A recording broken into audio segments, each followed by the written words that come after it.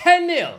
10-0. 10-0. Hello, I am the Irish guy. And how are you enjoying the Club World Cup so far? Because me, after yesterday, I feel like I've just seen Lilo and Stitch getting mauled by an XL bully. It was so uncomfortable to watch, so grisly, so grim. This is everything wrong with this tournament. Bayern Munich smashing up Auckland City in Ohio. Oh no, lads. What gets me is that this game is such a mismatch, I almost feel evil for watching it. I want to laugh at Auckland's useless goalie sloppily passing the ball straight to Jamal Musiala to score. I want to sit back and chuckle, telling my teddy bear that this guy has the wrist strength of bean soup and the decision making of a clown. But I can't. I genuinely can't do that because the bloke works in a warehouse. Seriously, the man opposite world champion and all-time legend Manuel Neuer in net is Connor Tracy, who literally spends every day driving a little truck indoors, mopping up milk and losing the will to live. The only reason he's allowed to play in this tournament is due to a combination of annual leave and leave without pay. Sorry, leave without pay. This is supposed to be a competition worth billions. The only reason these clubs are not protesting against cancelling their summer holidays to participate in this is because of the promise of a £100 million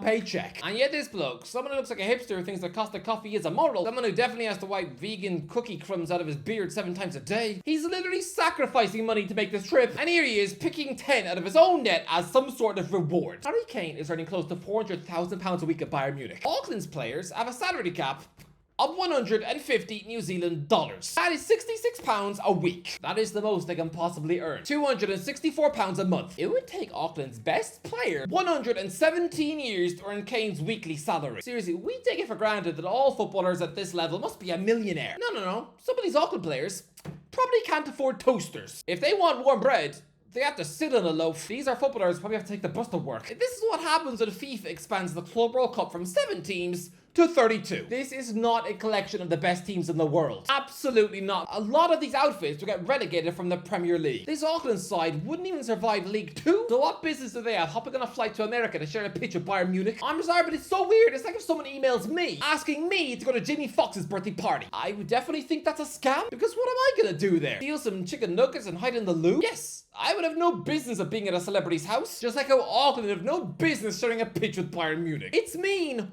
What are we watching here? And lads, if there's one football club who show no mercy in the world, it's Bayern Munich. Have we not learned that yet? This club are the big bad boys, a football giant who love nothing more than humiliating the opposition. Honestly, when watching this match, I felt a bit uncomfortable after the 6-1 flew in before halftime. It was like watching Tyson Fury beating up a bunch of toddlers down the park. Should I really be impressed that the Gypsy King has managed to steal ice cream from children who now have to pick all their teeth out of the sand? Lads, it was only 5 years ago we saw Bayern Munich put 8 past Barcelona in a match. Seriously. You know when they were 5-2 up with 10 minutes left? That would have been the time to ease up and not humiliate Messi. Especially as there was no second leg. I mean, I remember in the final of Euro 2012, with Spain 4-0 up against Italy, Iker Casillas was begging the ref to stop the match to show respect for Italy. But Bayern and Messi, they instead scored 3, with Philip Coutinho scoring 2. Yes, the Coutinho who was on loan from Barcelona at the time. Oh, sorry, what? There's humiliating and then there's that. I mean, most normal football clubs, if you Google their biggest wins, they might have a couple of 8-0 wins from 50 years ago, but after that, it's usually pretty modest and respectable 5 and 6-0s. I mean, Chelsea have only ever scored more than 8 goals in a match once, back in 1971. But these sick freaks, they have scored 8+ goals in 35 professional matches. This is their second time this season scoring 9+ goals in a match. And yeah, that 9-2 Champions League win over Dinamo Zagreb, that is only their 28th biggest win in their whole history. What?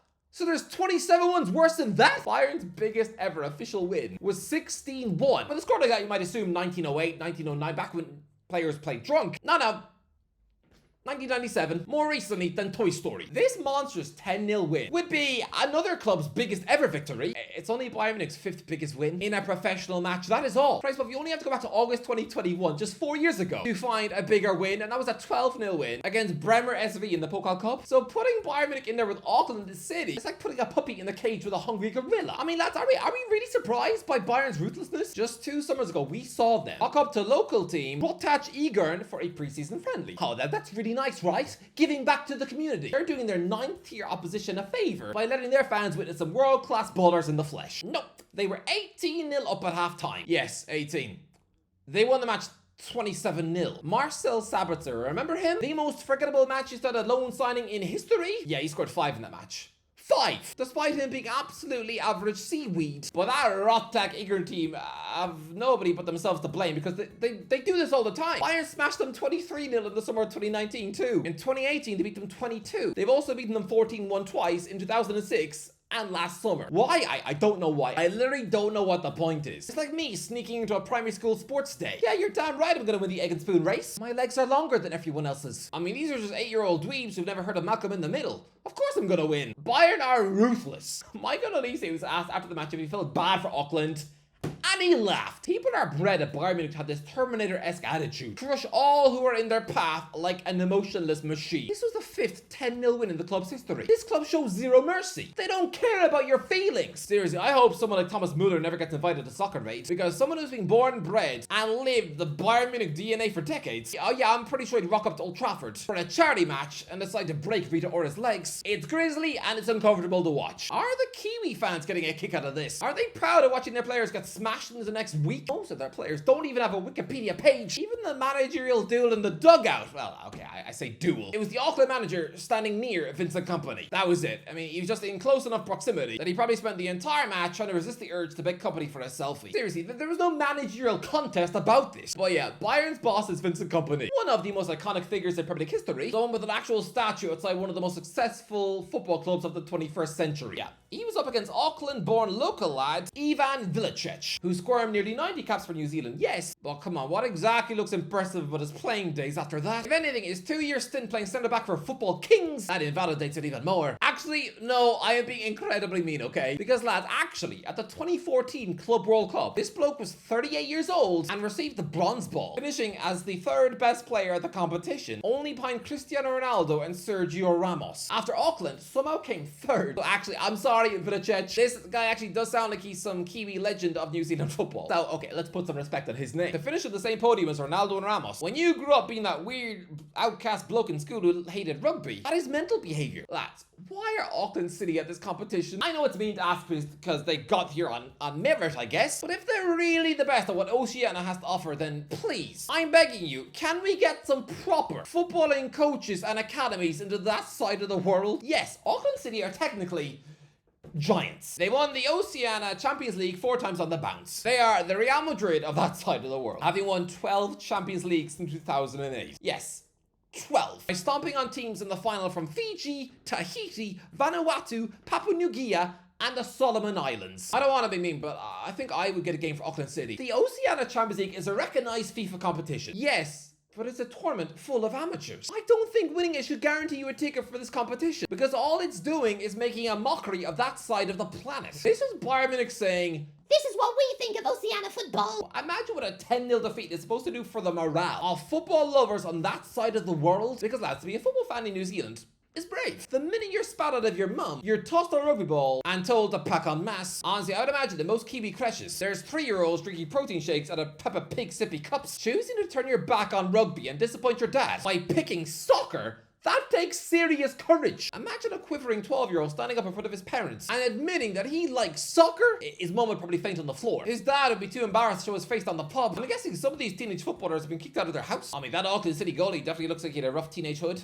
He definitely used to listen to My Chemical Romance in the dark. But yeah, what does this do for Oceanic football? Massive strides were made when at 2010, New Zealand got an amazing draw with reigning world champions Italy, with Winston Reid putting them 1-0 up. That was incredible for New Zealand football. But this is embarrassing. Lads, to put it in context, someone I used to sit next to in maths played against Auckland City 2 years ago, and his team only lost 3-1 when Auckland were really managed by Alberto Riera. You know, that former Man City and Liverpool winger? Just why on earth he was managing in Kiwi football, I have no idea. Maybe he really liked Lord of the Rings. But yeah, somebody who I tried to outskill in PE, he was on the same pitch as these players. Sorry, no, but these players should not be sharing the pitch with someone that the Irish guy used to sit beside in maths 1 minute, and then Harry Kane the next. It doesn't compute. Putting out such a strong starting 11 from Bayern felt mean. Somebody was picking this team to win as if it was a Champions League final. Nobody should ever be scoring their 250th goal for Bayern Munich against part-time bartenders. Company had a bench full of unknown children like Adam Asnu, Lennart Karl, Tom Bischoff, Maurice Krattenmacher, Jonas Urban. Throw them into the team instead. Even Leroy Sané was on the bench, which is really weird considering he literally just signed for Galatasaray last week. Seriously,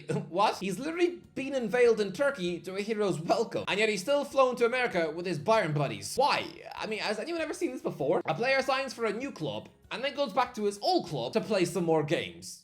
Seriously, how can Jack Grealish fail to make his club's Club World Cup squad? And yet Leroy Sané squirms a seat on the plane, doesn't even play for you anymore. How insufferably awkward to have a Galatasaray registered player in your squad. He doesn't even go here. This shows how confusing this whole tournament is. A Galatasaray have signed Sané and let him link back up with Bayern, and they've now taken out insurance on his body. This is like marrying somebody, and then instead of going on honeymoon to the Maldives, oh no, she has to go on a fishing trip with her ex-boyfriend and his parents. Because, to be fair, it's been in the diary for months. Come on, it's weird. This whole Club World Cup is freaky beyond belief. Come on, we've got 2 transfer windows squeezed into one summer. It's so strange. But look, what else do I think about it so far? I'm worried, okay? Because each game is different. I'll be honest, I only made it to half-time in the opening match between Adelaide and Inter Miami before I fell asleep. And same thing with last night's Palmeiras versus Porto. I missed nothing. Because both mornings I then woke up and saw that I'd missed 2 0-0 draws. Both games are about as exciting as meatloaf pie. This competition literally bored me to sleep twice. There still has not been a single goal scored in Group A. I wanted to see some Messi magic. No. Then PSG smashed Atletico Madrid 4-0. But the whole vibe of that match meant it looked like a pre-season friendly. Players barely celebrated. The Atleti players were laughing. Soccer Aid looked more aggressive. And then, yeah, Botafogo beat Seattle last night. And I guess there looked to be a bit of atmosphere there. But I don't know. The empty seats in the crowd worry me. Oh, lads, this one has been here a while. Oh, it's all moldy and sloppy. I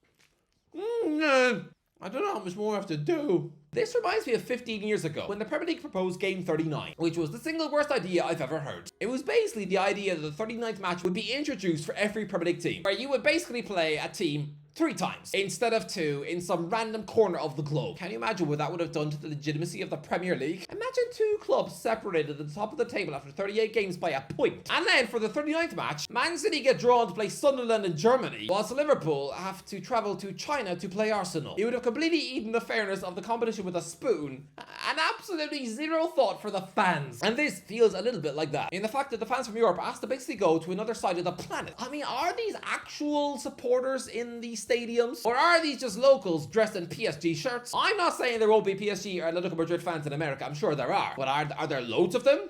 Enough to fill a stadium? Because lads, during Bayern's match, I saw somebody wearing a Bayern Munich shirt with a sign saying, I want Thomas Muller in the MLS. Right, okay, so he's an MLS fan. I don't know if these are legitimate fans in the stadiums. I don't know if they actually support these teams, or if they're just locals popping out for a day out who decide to buy some merch along the way. And maybe that is why the atmosphere so far has made the place seem like a Quiet Place film.